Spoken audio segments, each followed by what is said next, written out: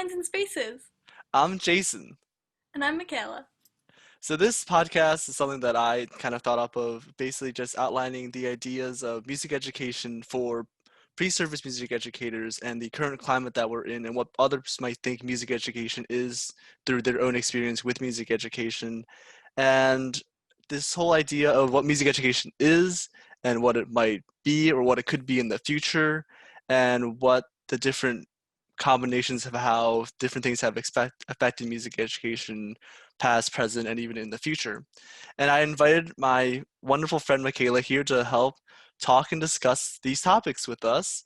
So let's just jump right in and give some short introductions of who we are. Michaela, who are you? That is the age-old question, Jason. um, I am a music education major. Um, I'm from New Jersey. Yeah, and I love working with people and teaching people things, especially music, because music is awesome. We need more of it. That is Jason, always who awesome. are you? Well, like Michaela said, I am Jason, and I am from oh, where am I from? I'm from Delaware County, Pennsylvania, or Broomall, PA, just outside of Philadelphia.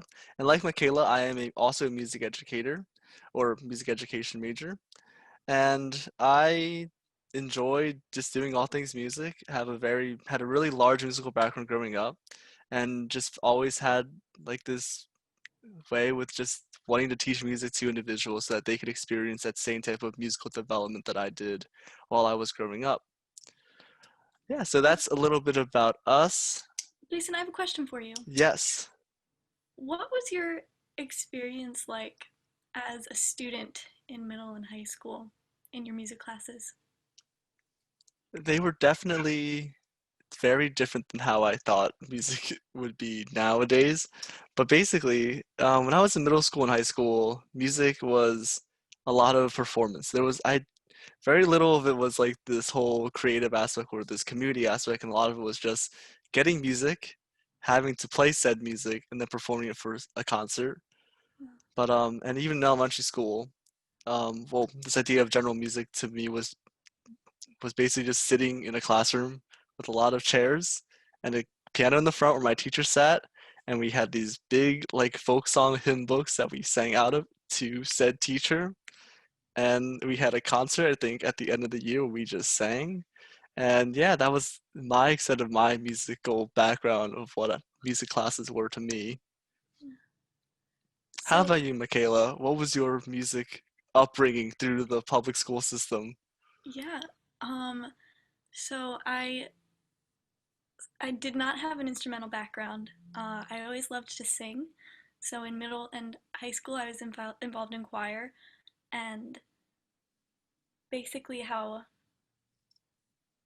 some of my time was spent was we would in middle school choir we would get the lyrics to pop songs printed out on pieces of paper, and we would just learn like that, learn the music like that, just listen to it and repeat it. And then in high school, it was a little different. I had a wonderful choir teacher. I mean, great music teachers throughout, but my choir teacher in high school was very invested in teaching us to be full musicians in our understandings of how music works, and whether that's uh, understanding the staff and how to read music as singers and that kind of thing. And it was a very well rounded approach to learning music, but I definitely did not realize how much really goes on in the world of music education. And kind of like what you were saying, do you feel like your experiences as a student have affected how you came into the music education world, how you expected it to be versus how you see it is now? Yes, I will also reiterate all my music teachers growing up were also fantastic. The things that I have said beforehand might have undermined that, but they're all kind of up brought me to this point. And going off of what Michaela said question wise, I went into this field originally thinking that I was just gonna learn how to teach music, this thing that I kind of already knew. But what I ended up getting myself into was learning about how to teach music in a way that it was retainable to them. Because as we realized, a lot of students don't always study music so that they can go into music as a career focus in the future. And I think that was like that hardest bridge to like, I guess not bridge to like go over was that when you're teaching students at the public school level, either elementary, middle school, or high school, your goal itself, I mean, though it's great to get them to be musicians in the future, but the goal itself isn't necessarily to make a phenomenal musicians that are going to play in world-class orchestras or sing in choirs or travel and do music as a full-time career. And I think my that was my mistake going in was that's the focus. My focus is to produce great performers and musicians.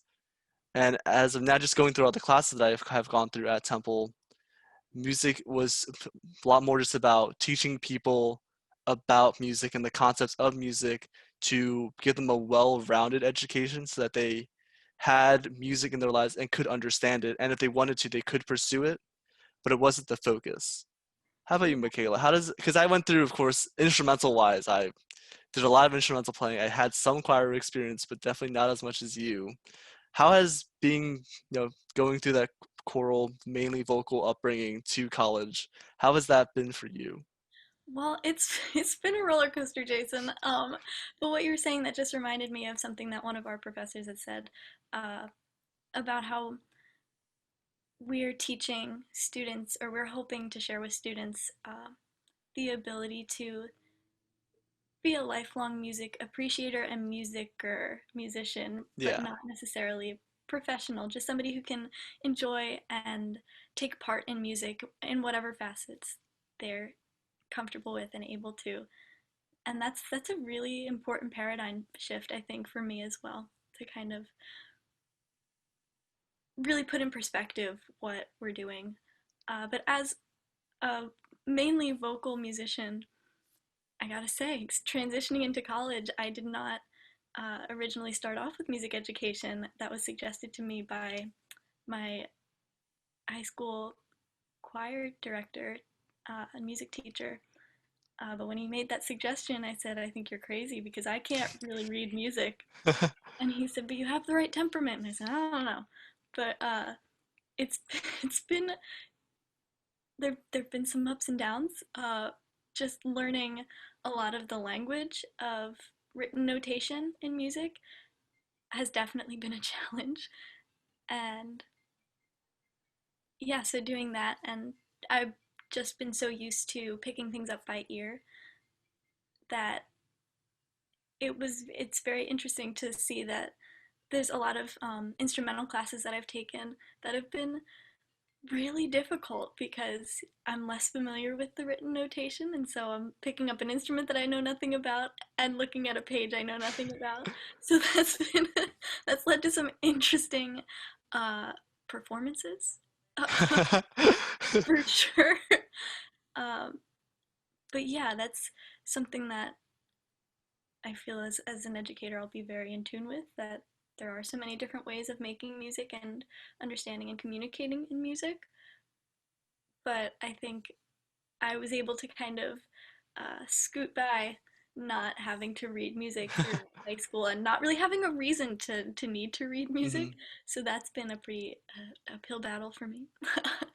uh, but yeah, like through all of our classes so far, I've kind of found that there is a balance between people like me who do things all by ear and then people who do things all by um, reading notation. That there's an in between, and both are very important. And I am actually the like, almost a complete opposite of that. Being like a well, also I wasn't a music major coming into college because I also didn't really view it as a possible career goal until something else had happened in my life, and I kind of just ended up here because things had changed. But growing up, could not like listen to something and be able to present it or notate it or reproduce it in a way that was comprehensive. And so I was heavily reliant on just basically reading notes. I had grown up playing piano, and just reading notes was my like only way of getting by. Where I knew I could read the staff really well, and I could play the notes very well on my instruments, and just do the fingerings and everything, because that was my way of learning it. Because I had a terrible ear, and I could not. do what the things that you said I could not get by just by listening, or else I probably would have failed. But I think a lot of the upbringing of musicians through the programs is catering towards people reading and playing, rather than the latter that you had mentioned, which is listening and then being able to perform it, which I Yes. think is, like you said, the balance, and that balance is really important. And through Temple and through the music ed program that we have gone through, I've definitely realized that I have to rely on my ear a lot more, and I can't just worry about the notes on the page or just teach notes, because that's not going to get you very far, especially for teaching general music. Because rote teaching is really important in general music, and it's actually very beneficial to get students rolling in the right direction to maybe one day get to notation. I also find it really interesting that like a lot like the whole stereotype that choir kids can't read music or understand rhythms. Yeah. Um, And I mean there's there's like, this. oh sorry. And there's clear like indications that like, yeah, I mean I guess that's somewhat true because they don't focus on that path as much as instrumentalists who have to read strict music so they can play in that larger ensemble. Right, and then vice versa, and both are so important to have like we were just kind of agreeing on the balance there. Um, but with that being said, it just shows how even how you and I differ in the ways that we're used to learning. We will have the privilege of encountering students who all learn so differently, and that's one of the very exciting things about getting to be an educator is getting to find where students are and figure out how they learn and help them to learn in whatever way works best for them and then to figure it out from there. And I And think the music, a lot of it's just, yeah, like you said, being cautious about students and everything. That's like that I feel is really exciting, being able to be flexible with how you teach lessons. And that's also something that I really started to enjoy doing. It was just not having one way of doing it. I think it's what's called modalities of learning. right. That music ed hot word right there. But I want to want to go back just a little bit from our conversation. Just like, what does, I guess, education mean to you? Like in like a broad sense of like, what do you want to try to inflect, or what does that term music education mean for you? That is a big one. Yeah, so music education, I think for me it's all about getting to work with people and helping others to find the ways that they can interact with music and thus interact with the people around them, as music is something that brings people together and creates a sense of community, which is so important, and we always need that at all times. And I think it will just grow to be increasingly important having a community and being able to communicate with the people around us and express what's going on in our own worlds and our own lives. So getting to help people find their voice and find the ways that they do that, um, I'm really helping people to figure out how they can form as functional human beings in the world that they're in is to me one of the most important pieces of music education. It's all about the people and the connection and communicating. Yeah, I also would completely agree, and I could not have summed up what music education is better than what you just said. This idea of community and bringing people together and being able to teach students that language of what music is, because it is such like a world language of sorts. Even though there's different types of music all around the world, people can always relate to music, and it doesn't have to be just notated music, like you said. And I think, yeah, it brings people together and it builds community. Like we've noticed that music is the central piece to all communities and all societies that have come up through time and everything.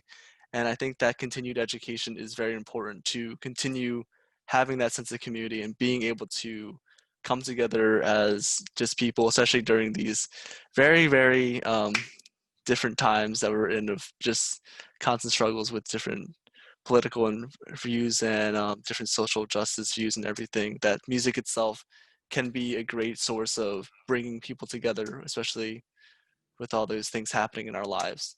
Yeah, So yeah, and so yeah, my my understanding of music education is very similar to that. And the reasons why I do it is for that same reason of just building community, working with individuals to find their sense of music and their musical voices, like I like to say, because I'm not just spoon feeding them or making them follow this particular road that I had gone down, because I do a lot of classical music and I don't know a lot about pop music. But if my students enjoy pop music, I want to be able to cater towards that because that's what they enjoy, and I want that experience for them to be very as meaningful as it can be through music. Definitely. Yes, Well yeah, said. that was a great answer to a very large, loaded question that I just asked you. So thank you for that. And we had talked a little bit about this, our ideas of what music education was before we came into school, and how we view it now, having gone through this learning process of trying as becoming music educators and going into the pre-service. We're about to student teach, I think, next semester, hopefully. Yes. And I think those goals will serve us well, hopefully. And I think our students in the future will definitely appreciate it. But this is something that I had just thought up. Like this idea of what am I trying to say? I have no idea. But my brain is in a thousand places because Okay. this topic that we talk about in this podcast itself is so open-ended to all these different ideas, Yeah. and it could even go beyond just music education and the music education that we teach here or we teach in the US or different places around the world. That there are a million places that I could go on, off on this topic, but I don't really want to go too far on our first get together right here. But so what we had talked about a little bit, but what do you think is like the goal of a music educator? Like being in this new 21st century era of what in the future being so like beyond and also so present nowadays. And how can we, I guess, like what about the past music education, the present that we have experienced, and the future can outline what am I trying to say? Well, the long short of it, I'm going to rephrase that a little bit. What do you think a job of a 21st century music educator is within our current world climate? Yeah. That's, I think that's a big question that, um, if I hadn't been asking myself before, I definitely would be asking myself now, like what, in the context of where we are, what should music education look like and how should it function? And the way I would answer that question is just going down to the root, the core, the reason that we have music and music education. Uh, it's all about the people we teach versus obviously the subject matter is very important. Otherwise, we would have nothing to teach them or nothing to pass along to them. But it's quite simply, it's all about reaching people and hearing people because we I like to keep in mind in all of my interactions, whether they be in a classroom or just in life in general, is to always seek first to understand before being understood. To understand and to figure out where a student is coming from in multiple different uh, places, such as in the music setting itself. How familiar are they with music already? Then, how comfortable are they in the music classroom right now? Like what's going on in the climate of this community, and then how are they going to learn the best? What can we do to really help them to grow and to be comfortable enough to grow? So I think finding ways to incorporate technology and things like that should definitely go along with what we envision 21st century education to look like. But at the core of it, in my mind, the most important thing is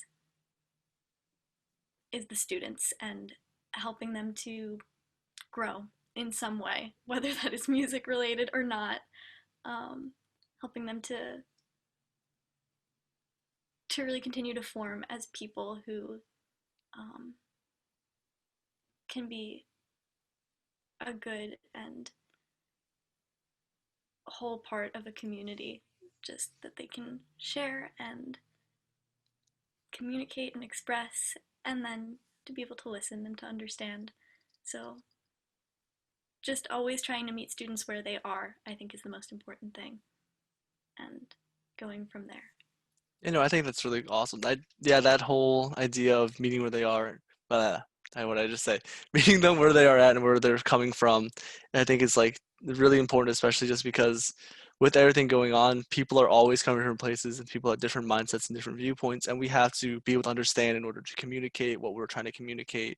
And in our case, it's through music, which is a beautiful avenue of everything. But yeah, no, I completely agree with with basically everything you said.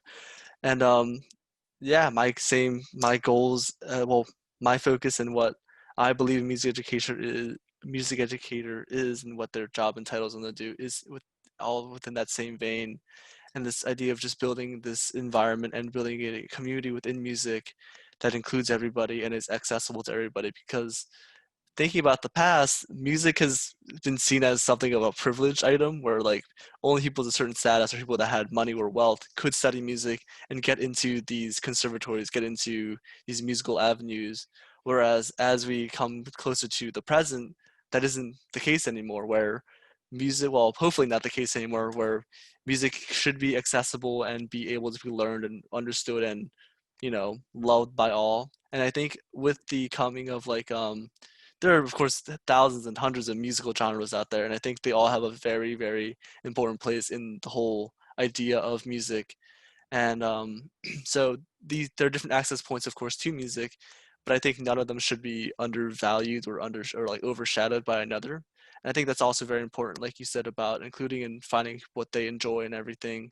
And I think that itself is what a music educator's job is just finding the individual's voice, finding where what they believe in is music, finding their voice in music so that they can promote themselves as musicians through an avenue of different places, whether that be, a violinist that plays classical music and wants to perform classically, or a singer who wants to create their own band and group and singing group or like a garage band of just people that want to just play music, or anything else in between. There's all these different avenues, and we as music educators have to help find their paths or help them at least get them in the right direction of what and how music speaks to them in that Yeah, way. So yeah, definitely. it's a very deep topics we're going into, which is awesome. But yeah, is there anything else you'd like to talk about just within just like this as we're building this idea of what this podcast can be and what it entitles? Yeah.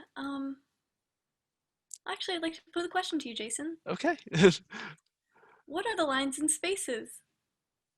Oh, yeah. So we mentioned it before earlier, but this podcast itself is called Lines and Spaces, which is the name that I had just kind of thrown in the air as we were discussing what the heck do we name this thing? Because there are so many avenues and spaces that we're trying to talk about within just this podcast that the time and stuff is going to vary. But I came up with the word lines and spaces because of course, music related, it is like the lines and spaces of a staff indicate what notes are where on a specific clef or staff. But thinking about it at like a more philosophical level, the line to me, and Michaela has mentioned this as well. I think she actually brought the idea to my attention as I was spouting random words.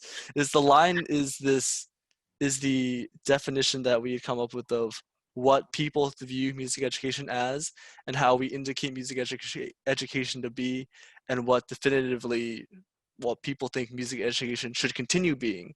However, that line itself is, constantly fluctuating, and that's where this idea of space comes in, which is in like a musical setting, is the space between two lines on a staff. But the space itself is talking about, well, that the line exists, yes, and it has worked, but we can make that line a lot better. We can draw from that line different ideas, and we can open this avenue up of what music education can be to a larger idea than just teaching notes and rhythms or teaching people music in the sense.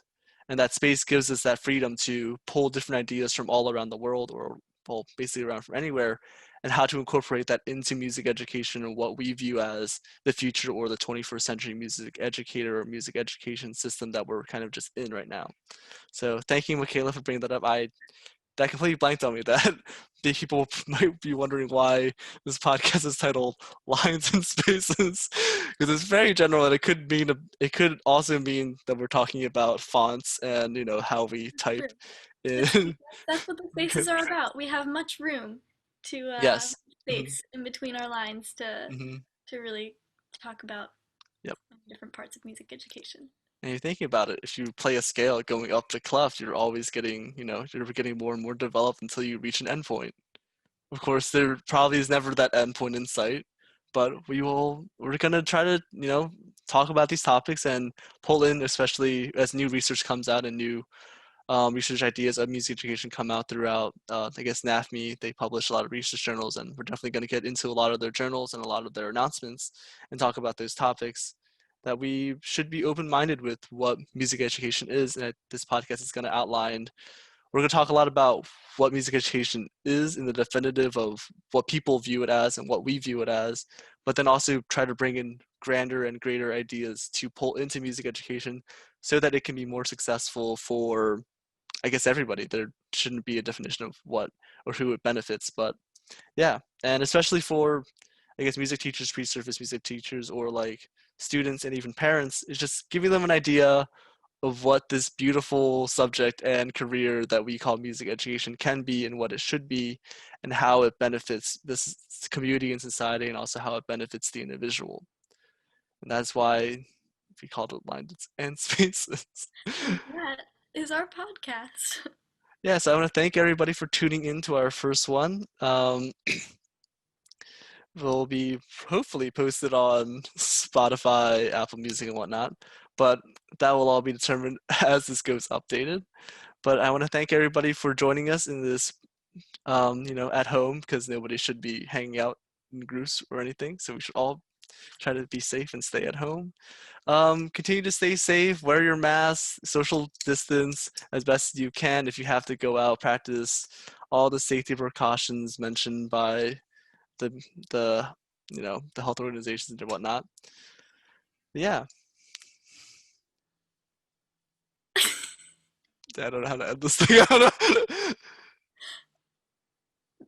Thank you for joining us in Lines and Spaces. We hope to continue to share our conversations as Yes. time goes on and as we learn, and maybe even get to hear some of your parts of the conversation. Hmm. Right.